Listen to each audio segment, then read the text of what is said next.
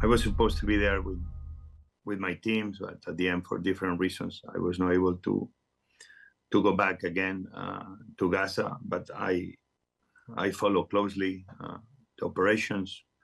In a way, the team I know was kind of happy because we were terminating a successful mission of receiving another hundreds of tons on the second time we came by boat, which was very important for us because we had to be increasing the amount of food coming so we could be reaching from the middle of Gaza all the people in the north.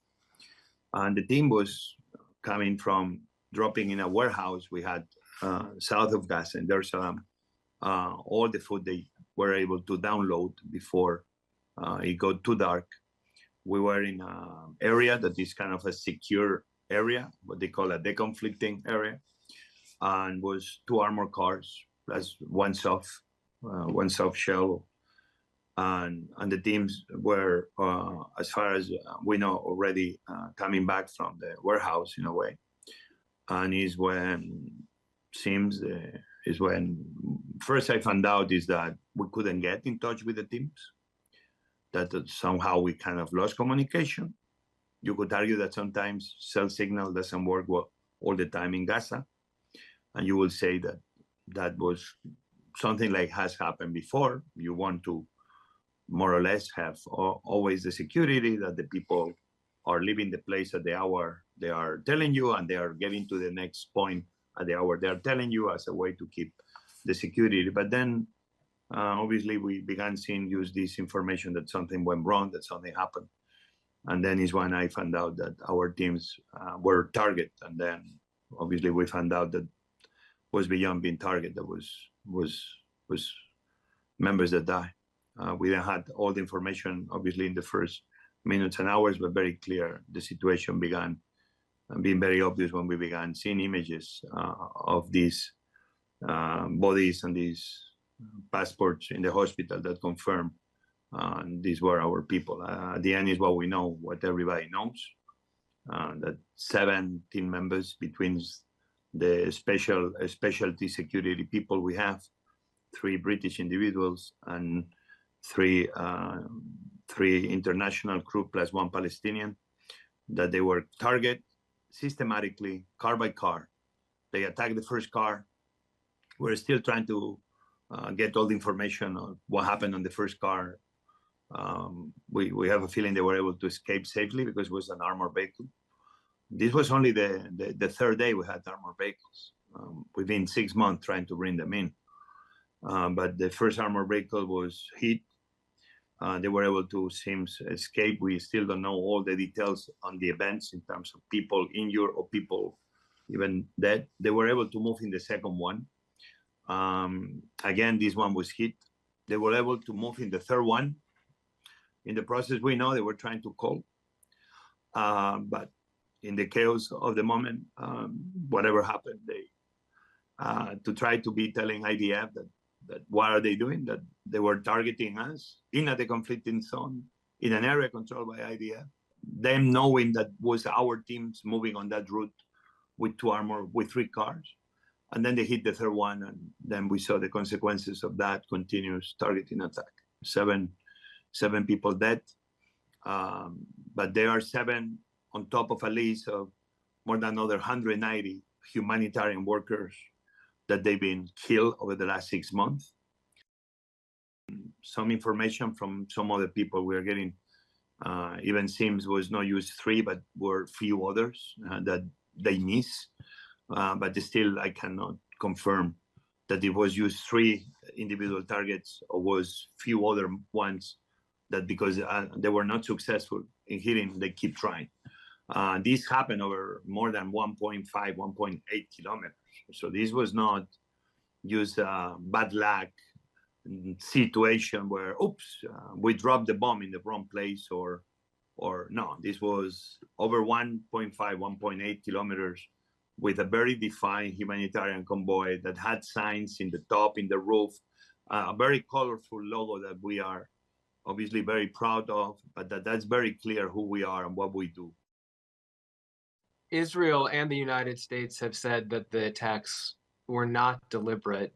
Do you accept that? Well, totally. Initially, I would say categorically no. Obviously, IDF and the Israeli government are doing their own investigation, but I do believe everybody, every country, obviously, that nationals, including United States, that had nationals that die on this attack, we need to have an investigation that is neutral, from retired military, from retired judges, where the true nature of the events must be known by all parties, especially for the families of the grieving families of the people that die, for obviously not only World Central Kitchen, but every humanitarian organization. And at the end, to say, every single human being, humanitarians and civilians should never be paying the consequences of war. This is a basic principle of humanity. At the time, this looks like it's not a war against terrorism anymore. Seems this is a war against humanity itself. You cannot be destroying every building. You cannot be destroying every hospital, every school. You cannot be targeting humanitarian. You cannot be targeting children. You cannot be fighting the basis of what humanity should be standing for. Even if we were not in coordination with the IDF, not democratic country and not military can be targeting civilians and humanitarians, especially when the technology today allows you to know things in ways not too long ago was not possible. Those drones have eyes on everything that moves in Gaza. I've been there. This is drones non-stop flying above you. Is nothing that moves that IDF doesn't know. But said that, even nobody should be targeting ever humanitarian organizations and civilians continuously. I will say that yes, IDF knew of our movements. COGAT, the humanitarian branch, which they've been working very, very hard to try to bring more food into Gaza, even I would say not successfully enough. CLA, the deconflicting was clear, the route was clear, the communication was clear. Obviously, this is a very hard situation for everybody, but we need to know the truth. We owe it to the people. We owe it to some of them who were friends and people I served with in the front. We owe it to the Palestinians that they died before them, to every single other humanitarian organization and every other humanitarian. We owe it to every children that has died under circumstances that should not be happening. I repeat again, this cannot look anymore like it's a war against humanity itself. I will tell to Prime Minister Netanyahu, 200 humanitarians have died already. Tens of thousands of civilians have died. I'm so sorry, but I think one humanitarian life is one too many. One children is one too many. Anything above that, I will not say is what happens in war. We should be looking for the humanity we all have within. I think you know what is really amazing? World Central Kitchen was there feeding people in Israel day one after the brutal attack. We did millions of meals, feeding hospitals, feeding kibbutz, feeding people that were displaced inside Israel. Why? Because World Central Kitchen stands for humanity. It's there next to the people, not the color of their skin or their religion. We are always next to people. That's who we are. Feeding people is a sign of strength, not a sign of weakness. And if anybody knows that, will be Prime Minister Netanyahu and the Israeli people. To feed the strangers, especially in times of Passover. I think this is one of the lessons of Passover. You will feed the strangers because other strangers feed you before. And that is something that should be protected and in a way cherished and celebrated. So this is what I will tell President Netanyahu, how it is possible that seems this war is waged to save Israeli hostages, some of them of different nationalities, children that they are somewhere in Gaza, and that they have the right to be free and liberated. But how are you going to be giving an opportunity for them to be free and safe when they may be dying under the rubble of the same weapons Israel is using to wage this war? Weapons that at times they've been provided by America itself. Humanitarian aid needs to be increased yesterday. He only has to pick up the phone and allow the humanitarian aid to start flowing. It's plenty of opportunities that we can feed everybody. Plenty of opportunities we can bring medication to everybody. Plenty of opportunities to make sure that we don't keep killing everything that moves inside Gaza. I repeat again, this seems is a war against humanity itself. And you can never win that war, because humanity eventually will always prevail.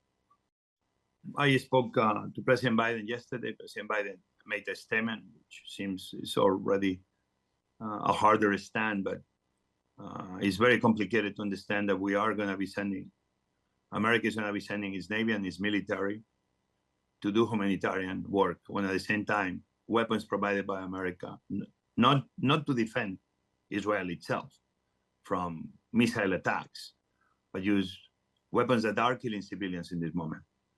I will say any person, or logic, pragmatic, Israelis or Palestinians, will say that what is good for me must be good for others. And at this moment, doesn't seem that way. I think the best and only way forward to have hope of a peace deal that can at least allow the parties to start talking. I will not say will we just keep bombing every single person that moves inside Gaza, killing every single children. And if you're not killing them by bombs, you are starving them by lack of food. I will never imagine that Hunger Games will be a movie. And it seems that what is happening inside Gaza is like a true Hunger Games. This has to end. And this can end only with one phone call, one person alone. The ceasefire that can allow the opportunity to no more hostages die. The ceasefire that will give the opportunity to children to feel once and for all, to sleep one night, feeling they are safe. To allow trucks to arrive to every corner of Gaza so people are not dying for lack of food or lack of very basic medicines. The famine is real. The famine is real. War is complicated. The situation in Gaza is complicated. Are people selling food for $20, $30 a pound? People have no money. But war, we know, sometimes brings greediness in the best of us sometimes.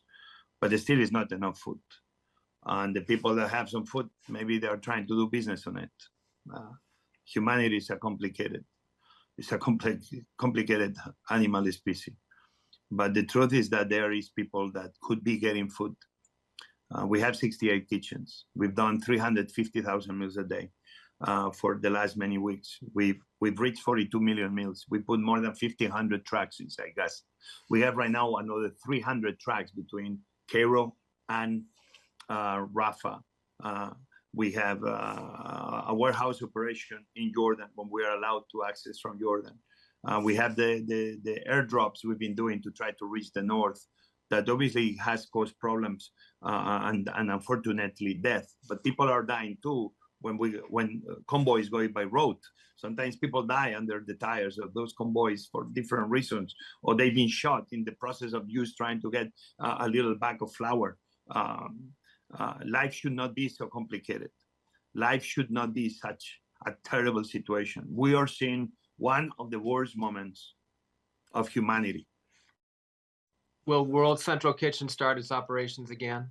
The executive team of World Central Kitchen, I know they are meeting every day. And obviously right now, the most important is the safety of everybody, the safety of our teams.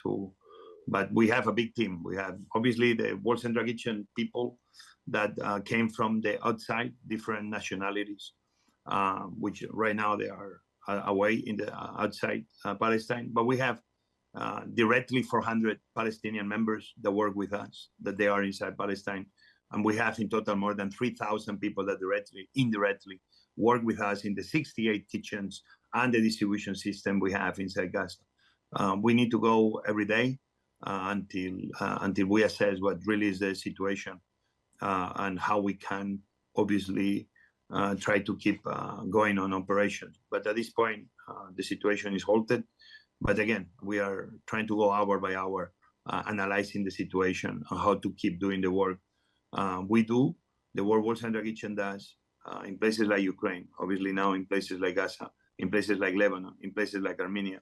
But most and foremost, we need to feel, all of us, we need to feel safe. I think America has to do more to send Israel a very clear message. America can stand next to Israel, can stand next to the right of Israel to defend its borders and to defend itself. But I don't think America and the world can be supporting Israel and just killing civilians or leaving them hungry.